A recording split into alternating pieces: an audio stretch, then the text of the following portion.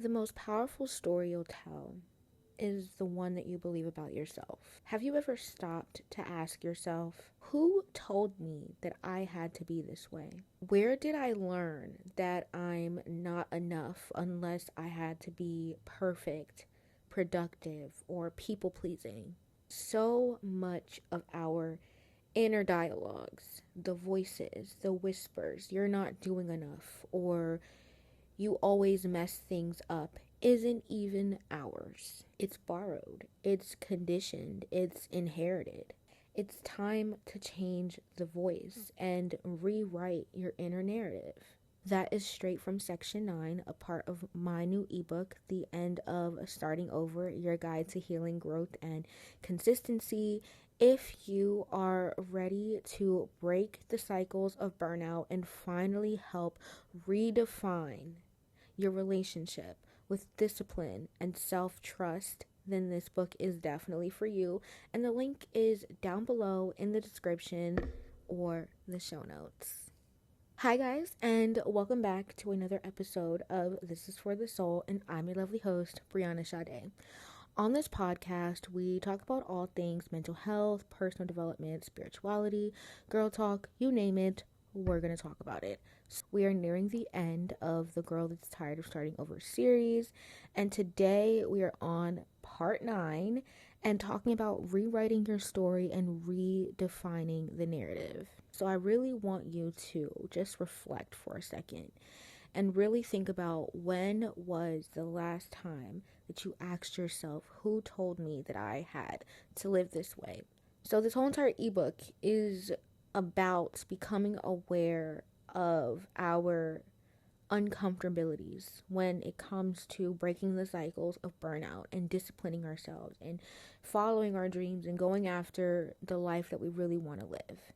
And a lot of the times it's hard because so much of how we show up in the world, it isn't even our choice. Like, we wake up every day and we live a certain lifestyle that we most likely don't want to live, but it's because it's how we were conditioned to live, how it is normalized in our society, our culture. Sometimes we just have no choice but to follow the grain, unless we really are about it and want to take that initiative and find something different for ourselves. And it's not always easy for all.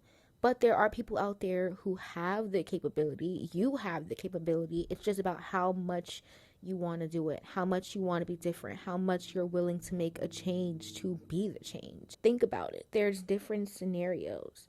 Maybe from a young age, you learned that being good meant that you had to be quiet and not speak up for yourself and be the good girl all the time by not rocking the boat. Or maybe you grew up with your worth equating to how much you produce or how perfect you looked or how much you could do for everyone else. So now your mentality is fucked up because you're an adult and you're waking up wondering, why do I feel so empty? We become exhausted once we wake up and realize that we're constantly chasing some invisible standards that doesn't even belong to us. We hold ourselves so high on a pedestal, such a high standard, that sometimes it's like, damn, like, why am I even pushing myself this hard when I don't even have to?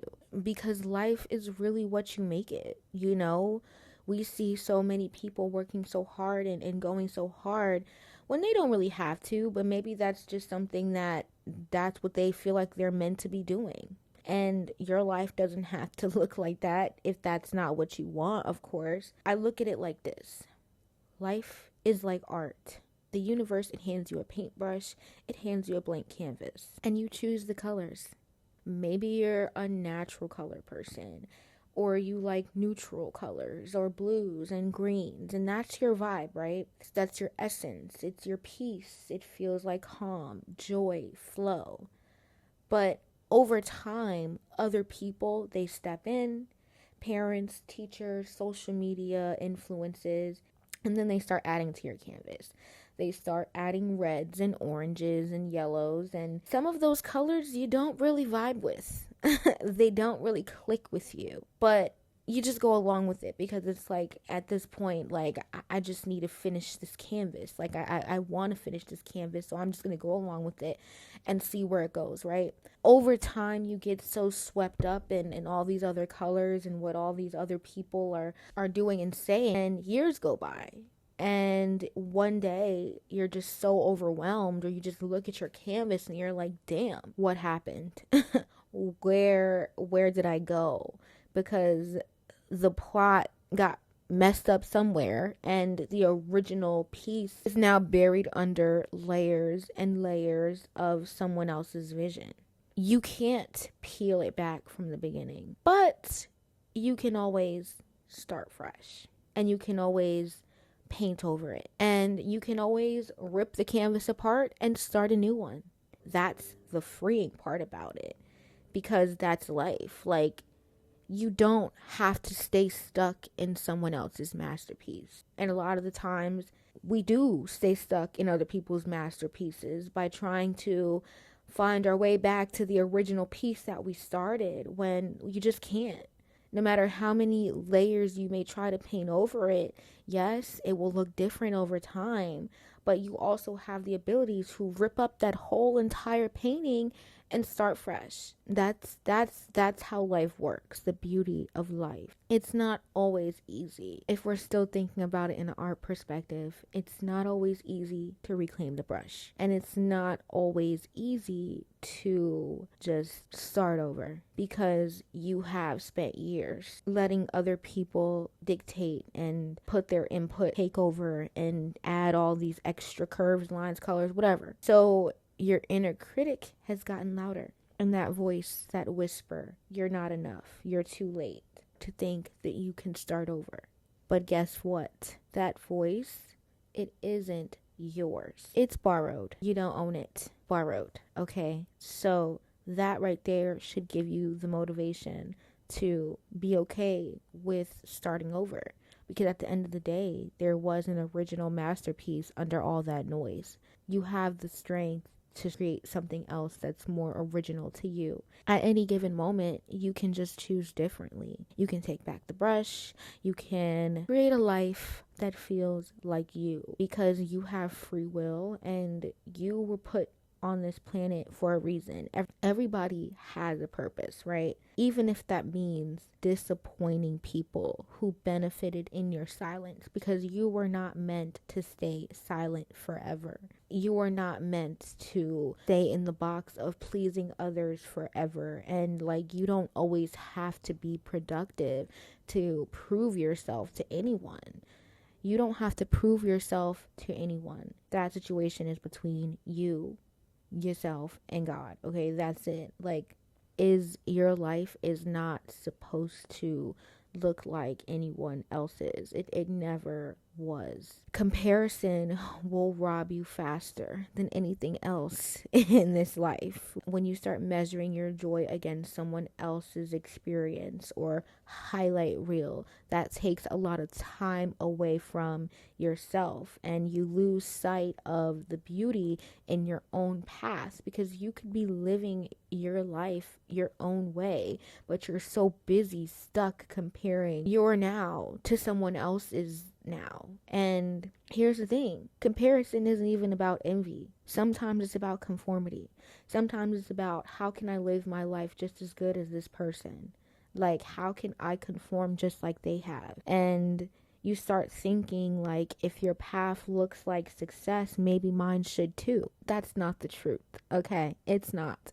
Because your path is meant to look different, just like someone else's path is meant to. And it's like, you should not be worried about comparing yourself to someone else's life, because on the outside, it may look great, but they might be going through shit. But it's like, you're so busy comparing what God has for you to what the devil has for someone else. You don't know what the other person is going through. So just be where you're at. Be content with where you are at. That is just another way of you giving someone else your paintbrush. You're giving someone else your power, all right? Your power lies in your choice, always. You get to choose who and what you let in. You get to choose what you tolerate. You get to choose which voices you listen to and which ones you let down. Really, everything is your choice. That's one way for you to avoid your own creation from getting so covered in other people's stuff, because it's like you're choosing and allowing things to happen to you. And when you do that, that is what determines how your life is going to look. Your choices, the choices you make. And when you remember that, your narrative shifts. Here is a little reflection for you to exercise, something that you can try this week. Write down beliefs that you carry about yourself. Things like, I'm not good enough, I'm not worthy, I'm not a good person. Unless I'm productive, I have to be XYZ. All the negative and limiting beliefs that you carry about yourself, brain dump, write them out. And then next to each one, I want you to be very honest with yourself and ask yourself, who told you this? Where did this belief start? Where did this form? Where did I learn this? Is it mine or did I inherit it? And once you get down to that thought, rewrite each one in your own truth. So start your own belief. Like, you realize this isn't for me. Now here's a way to rewrite this narrative. And that can kind of help bring you a lot of clarity, because then you will realize that a lot of those thoughts that you have about yourself, they don't come from you, but you've picked them up somewhere along the way. So that's a little exercise that I would like for you guys to try out this week, and let me know how it goes. At the end of the day, you're not perfect. You don't have to be perfect in anyone else's life, okay? You're the main character in your life, and that will always leave you empty if you keep trying to feel like you need to be perfect for someone else, instead of living your life fully and unapologetically and authentically as you. Because the most powerful story that you'll ever have to tell, the only one that truly matters, is your own. And it's the one that you believe. All right, guys, that's the end of this episode. Thank you so much for tuning into this episode and writing this out with me. This is part 9 of the End of Starting Over series. And if this episode resonated with you, don't forget to check out my new ebook, End of Starting Over, Your Guide to Healing, Growth, and Consistency. Link will be down below in the description or the show notes. And if you loved today's reflection, this episode, please feel free to like, comment, share, subscribe, leave a review, do whatever you need to do to support, because that really means a lot to me. And again, I thank you guys so much, and I will chit chat with you next episode. Mwah. Bye.